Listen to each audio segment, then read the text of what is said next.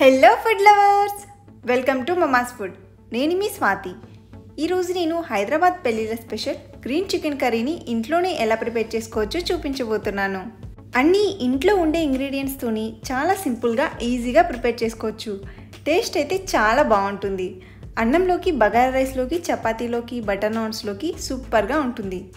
మరి చూసేద్దామా ఎలా ప్రిపేర్ చేయాలో? Let's start. ముందుగా గ్రీన్ చికెన్ కోసం చికెన్ని శుభ్రంగా వాష్ చేసి తీసుకోవాలి. ఇక్కడ నేను 750 గ్రామ్స్ చికెన్ని తీసుకుంటున్నాను. చికెన్ని శుభ్రంగా వాష్ చేసి రెడీగా పెట్టుకోవాలి.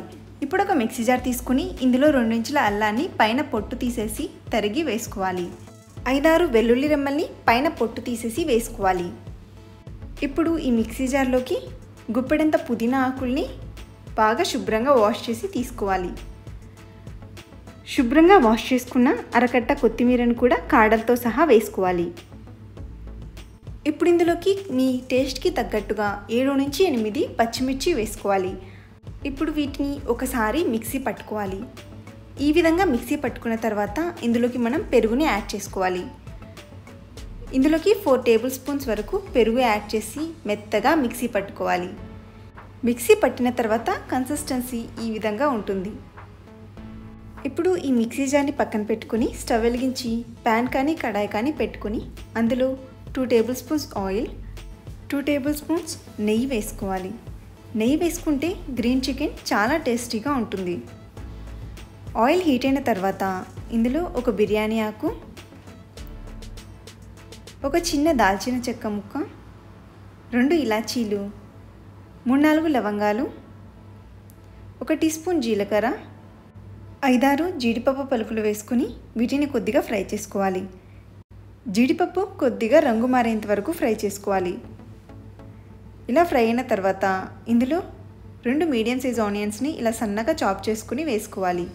1 రెమ్మ కరివేపాకు కూడా వేసుకొని ఆనియన్స్ లైట్గా గోల్డ్ కలర్కి టర్న్ అయ్యేంత వరకు ఫ్రై చేసుకోవాలి.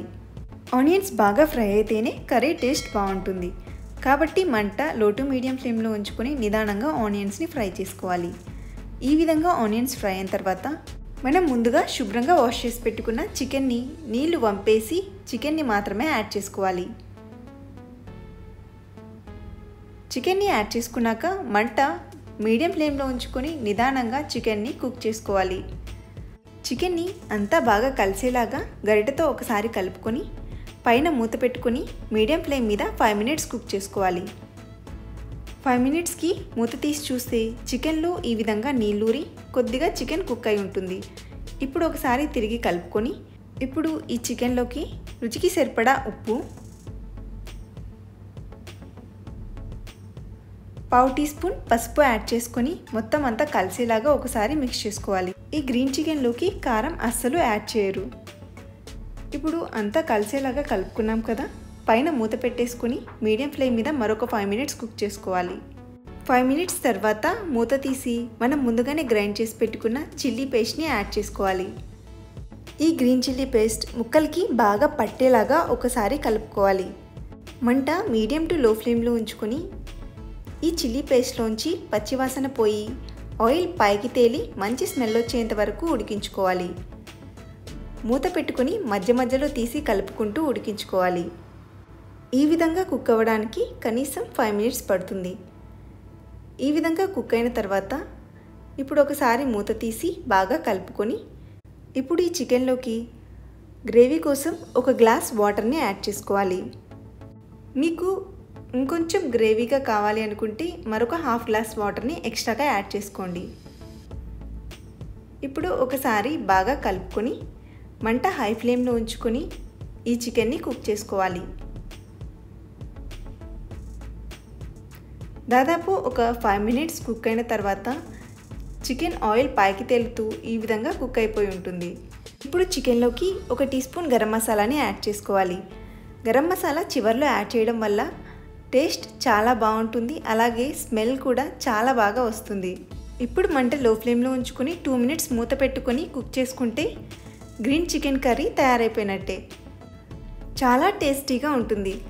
అన్నంలోకి, బటర్ నాన్స్లోకి, చపాతీలోకి, బిర్యానీస్లోకి ఎందులోకైనా చాలా బాగుంటుంది. తప్పకుండా ఒకసారి ట్రై చేయండి. ఎప్పుడూ రొటీన్గా చేసే చికెన్ కర్రీలా కాకుండా కొంచెం డిఫరెంట్గా టేస్ట్ చాలా బాగుంటుంది. మరి ట్రై చేశాక మీకు ఎలా వచ్చిందని నాతో కామెంట్స్లో షేర్ చేసుకోవడం మర్చిపోకండి. వీడియో నచ్చితే లైక్ చేసి మీ ఫ్రెండ్స్తో రిలేటివ్స్తో షేర్ చేసుకోండి. ఇంకా ఇలాంటి మరిన్ని tasty simple and quick recipes కోసం మన ఛానల్ని సబ్స్క్రైబ్ చేసుకోవడం మర్చిపోకండి. Thank you for watching.